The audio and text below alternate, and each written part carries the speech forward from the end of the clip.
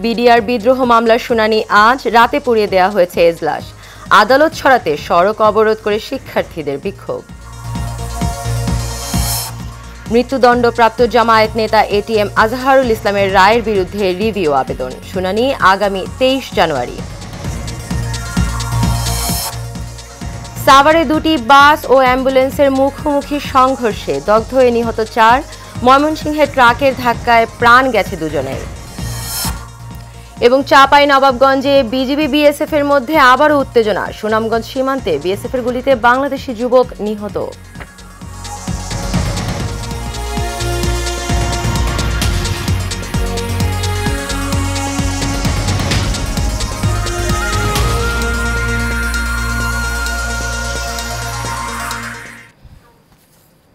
স্বাগত এশিয়ান নিউজে। পুরো সময় জুড়ে আপনাদের সঙ্গে রয়েছে আমি অরণ্য বিনতি ইউনুস। এতক্ষণ শুনছিলেন বিআরবি কেবল ইন্ডাস্ট্রিজ লিমিটেড সংবাদ শিরোনাম। চলে যাব পুরো সংবাদে।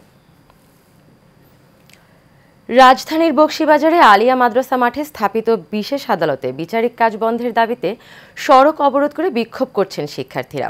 সকালে মাদ্রাসার শিক্ষার্থীরা সড়ক অবরোধ করেন। এদিকে পরিস্থিতি নিয়ন্ত্রণে ঘটনাস্থলে পৌঁছেছেন সেনাবাহিনী। মাদ্রাসার শিক্ষার্থীদের দাবি, বিচার কাজ চলমান থাকলে শিক্ষা কার্যক্রম বিঘ্ন হয়। এর আগে বেশ কয়েকবার মন্ত্রণালয়ে অভিযোগ দেওয়ার পরেও কর্ণপাত করেনি তারা। এর প্রতিবাদে শিক্ষার্থীরা সড়ক অবরোধ করে। এদিকে বিডিআর বিদ্রোহের জন্য আলিয়া মাদ্রাসা মাঠে স্থাপিত অস্থায়ী বিশেষ আদালত আজ বিচারিক কাজ চলার কথা। আদালত বসানোর প্রতিবাদে শিক্ষার্থীরা এই অবরোধ করেছেন। আজ বিচার কাজ শুরুর বিষয়ে আইন মন্ত্রণালয় থেকে নির্দেশনা দেওয়া হলেও সেখানে অবস্থিত অস্থায়ী আদালতে পুলিশ ও এবিপিএন সদস্যদের প্রবেশ করতে দিচ্ছেন না শিক্ষার্থীরা।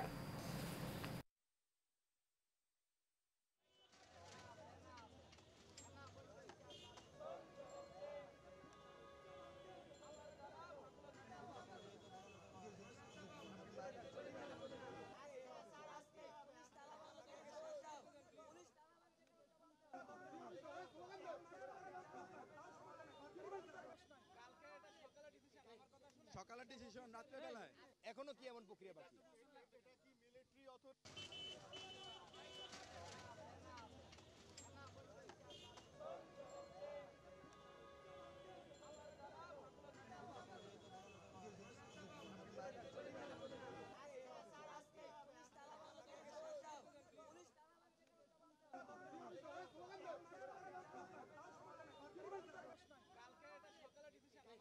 সকালের ডিসিশন রাত্রে বেলায় এখনো কি এমন প্রক্রিয়া বাকি?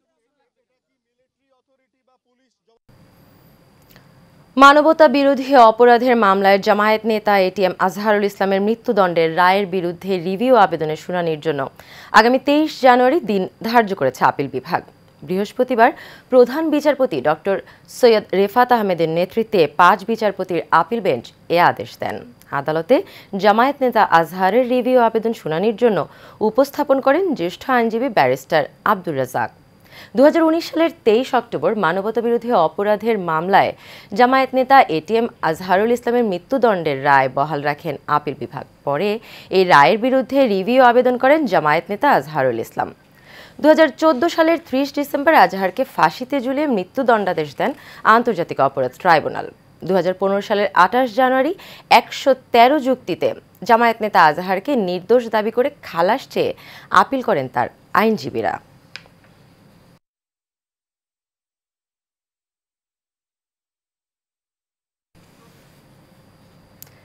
দেশের রাষ্ট্রীয় পদমর্যাদার ক্রম ঠিক করতে আপিল বিভাগে দ্রুত রিভিউ শুনানির আবেদন করেছে বিচারকদের সংগঠন জুডিশিয়াল সার্ভিস অ্যাসোসিয়েশন। সকালে প্রধান বিচারপতির নেতৃত্বাধীন 5 সদস্যের আপিল বিভাগে আইনজীবী ব্যারিস্টার নিহাত কবিরের আবেদন করেন।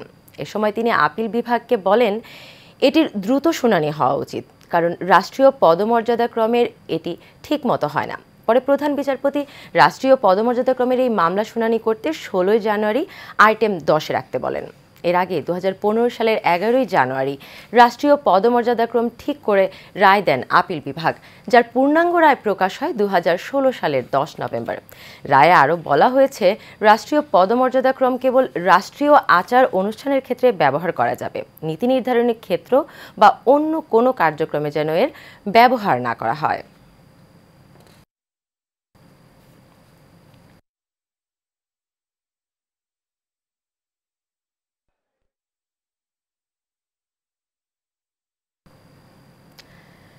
সাভারে ঢাকা আরিচা মহাসড়কে দুটি বাস এবং একটি অ্যাম্বুলেন্সের সংঘর্ষের পর অগ্নিকাণ্ডে ৪ জন নিহত হয়েছে, আহত হয়েছে আরও ৭ জন। রাত ২টার দিকে সাভারের ফুলবাড়িয়া পুলিশ টাউনের সামনে ঢাকা আরিচা মহাসড়কে ঢাকামুখী লেনে এ দুর্ঘটনা ঘটে। পুলিশ জানায়, একটি যাত্রীবাহী বাসকে পেছন থেকে সজোরে ধাক্কা দেয় একটি অ্যাম্বুলেন্স। এতে করে গাড়ি দুটিতে আগুন ধরে যায়। পরে আরও একটি বাসে ছড়িয়ে পড়ে সেই আগুন।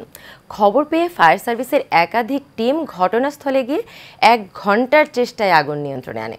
ততক্ষণে আগুনে পুড়ে যায় যানবাহন ৩টি। এ সময় অগ্নিদগ্ধ অবস্থায় ৪ জনের মৃতদেহ উদ্ধার করে ফায়ার সার্ভিস, তবে তাদের পরিচয় এখনও নিশ্চিত হওয়া যায়নি। প্রাথমিকভাবে ধারণা করা হচ্ছে, অ্যাম্বুলেন্সের গ্যাস সিলিন্ডার বিস্ফোরণ থেকে আগুনের সূত্রপাত হয়েছিল।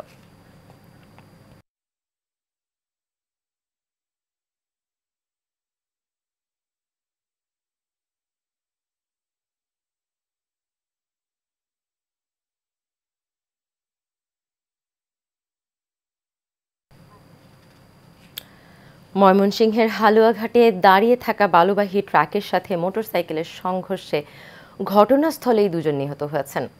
ভোর ৪:৩০টার সময় হালুয়াঘাট উপজেলা ফায়ার সার্ভিস অফিসের সামনে এ দুর্ঘটনা ঘটে। দুর্ঘটনার খবর পেয়ে হালুয়াঘাট ফায়ার সার্ভিসের একটি দল ঘটনাস্থলে উপস্থিত হয়ে ২ জনকে মৃত অবস্থায় ট্রাকের নিচ থেকে উদ্ধার করে। গুরুতর অবস্থায় একজনকে উদ্ধার করে হালুয়াঘাট উপজেলা স্বাস্থ্য কমপ্লেক্সে ভর্তি করে।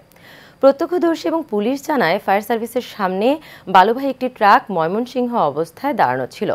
পিছন দিক থেকে দ্রুত গতিতে আসা একটি মোটরসাইকেল ৩ আরোহী নিয়ে আসলে নিয়ন্ত্রণ হারিয়ে দাঁড়িয়ে থাকা ট্রাকের নিচে চলে যায়।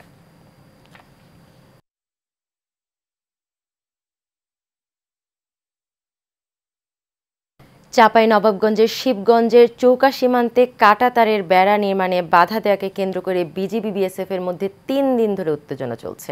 এরই মধ্যে ওই সীমান্তে দফায় দফায় পতাকা বৈঠক অনুষ্ঠিত হলেও কোনো সিদ্ধান্তে আসতে পারেনি দুই দেশের সীমান্ত বাহিনী। ফলে উভয় বাহিনী সীমান্তে বর্তমানে সতর্ক অবস্থানে রয়েছে। জানা যায়, বিগত সরকারের আমলে সীমান্তের নোম্যান্স ল্যান্ড থেকে ৫০ গজ এগিয়ে বাংলাদেশের অভ্যন্তরে ভারত একটি কাঁটা রাস্তা নির্মাণ করে কয়েক মাস আগে। সেই রাস্তায় কাঁটাতারের বেড়া নির্মাণ করতে গেলে বাধা দেয় বিজিবি।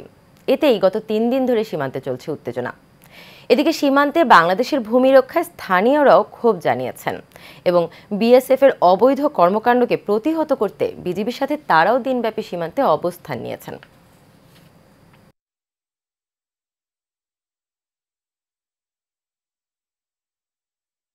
হরপুর সীমান্তে গুলিবিদ্ধ হয়ে সাইদুল ইসলাম নামে এক যুবক নিহত হয়েছেন।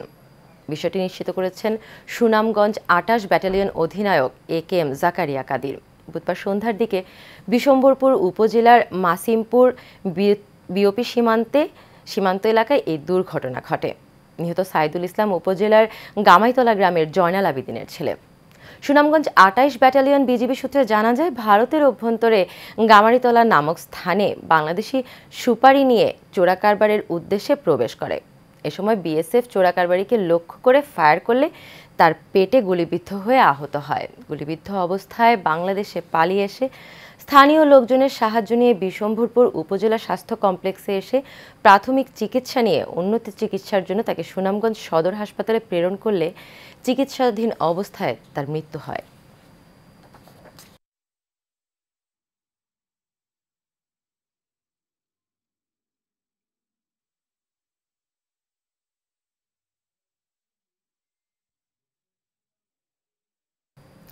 পৌষের শেষ প্রান্তে এসে সারা দেশে ফের জেঁকে বসেছে শীত।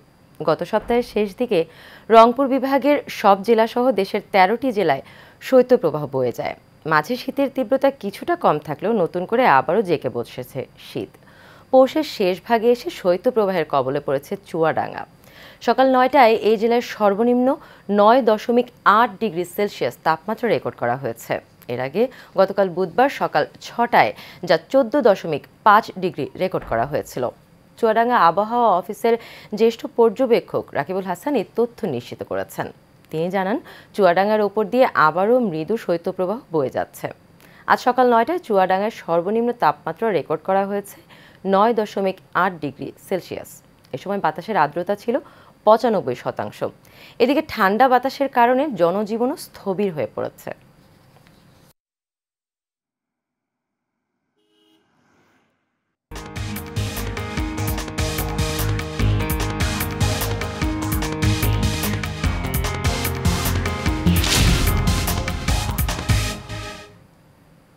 এবার আন্তর্জাতিক প্রসঙ্গ। ফিলিস্তিনের অবরুদ্ধ গাজা ভূখণ্ডে ইসরায়েলি বর্বর হামলায় আরও অর্ধ শতাধিক ফিলিস্তিনি নিহত হয়েছেন। এতে করে উপত্যকাটিতে নিহতের মোট সংখ্যা ৪৫,৯০০ ছাড়িয়ে গেছে। এছাড়া ২০২৩ সালের অক্টোবর থেকে চলা এই হামলায় আহত হয়েছেন আরও লক্ষাধিক ফিলিস্তিনি। এক প্রতিবেদনে এই তথ্য জানিয়েছে বার্তা সংস্থা আনাদোলু। ফিলিস্তিনি স্বাস্থ্য কর্তৃপক্ষ মনে করছে গাজা উপত্যকা জুড়ে ধ্বংস হওয়া বাড়ির ধ্বংসস্তূপের নিচে এখনও ১০,০০০-এরও বেশি লোক নিখোঁজ রয়েছেন। মূলত গাজায় অবিলম্বে যুদ্ধবিরতির দাবি জানিয়ে জাতিসংঘের নিরাপত্তা পরিষদের প্রস্তাব সত্ত্বেও ইসরায়েল অবরুদ্ধ এই ভূখণ্ডে তার নৃশংস আক্রমণ অব্যাহত রেখেছে।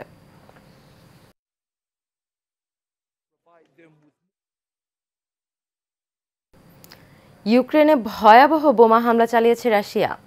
এতে কমপক্ষে ১৩ জন নিহত হয়েছেন, আহত হয়েছেন আরও অনেকে। পূর্ব ইউরোপের এই দেশটির দক্ষিণাঞ্চলীয় শহর জাপোরিজিয়ায় রুশ সামরিক বাহিনীর হামলায় হতাহতের এই ঘটনা ঘটে। বুধবার ইউক্রেনের প্রেসিডেন্ট ভলোদিমির জেলেনস্কি টেলিগ্রাম পেজে পোস্ট করা গ্রাফিক ফুটেজে দেখা গেছে শহরের রাস্তায় আহত রক্তাক্ত বেসামরিক নাগরিকদের চিকিৎসা সেবা দিচ্ছে জরুরি পরিষেবার কর্মীরা। প্রসঙ্গত ২০২২ সালের ফেব্রুয়ারিতে ইউক্রেনের রাশিয়ার সামরিক বাহিনীর সর্বাত্মক হামলা শুরুর পর থেকে পূর্ব ইউরোপের এই দেশটিতে হাজার হাজার বেসামরিক নাগরিক নিহত হয়েছেন। প্রায় ৩ বছর ধরে চলা এই যুদ্ধে ইউক্রেনের দোনেতস্ক, লুহানস্ক, খেরসন ও জাপোরিজিয়ার ৪টি প্রদেশের আংশিক দখল করে নিয়েছে রুশ বাহিনী।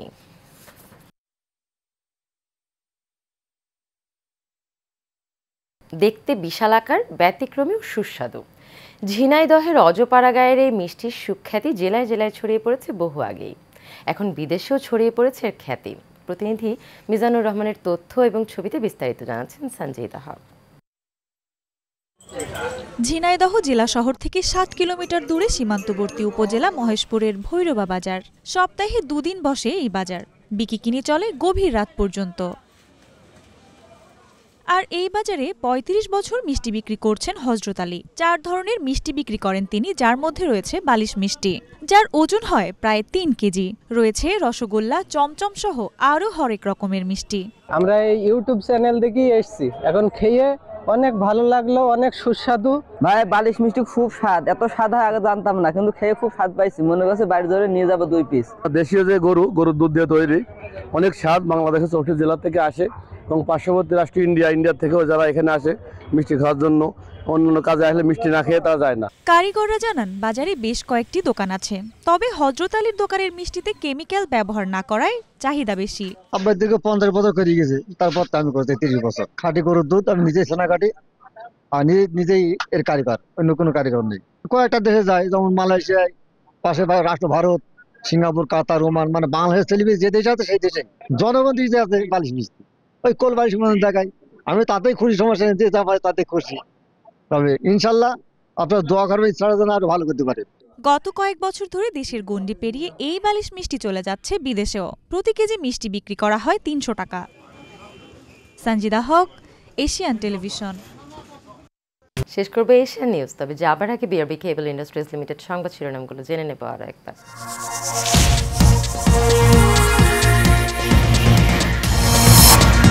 বিডিআর বিদ্রোহ মামলার শুনানি আজ রাতে পুড়িয়ে দেওয়া হয়েছে এজলাস। আদালত সরাতে সড়ক অবরোধ করে শিক্ষার্থীদের বিক্ষোভ। মৃত্যুদণ্ডপ্রাপ্ত জামায়াত নেতা এটিএম আজহারুল ইসলামের রায়ের বিরুদ্ধে রিভিউ আবেদন, শুনানি আগামী ২৩ জানুয়ারি। সাভারে 2টি বাস ও অ্যাম্বুলেন্সের মুখোমুখি সংঘর্ষে দগ্ধ হয়ে নিহত 4। ময়মনসিংহের ট্রাকের ধাক্কায় প্রাণ গেছে 2 জনের।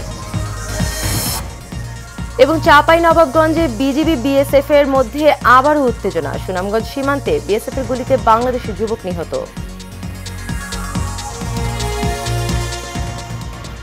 এশিয়া নিউজ এ পর্যন্তই। পরবর্তী সংবাদ দেখার আমন্ত্রণ রইল। এতক্ষণ সাথে থাকার জন্য সবাইকে ধন্যবাদ।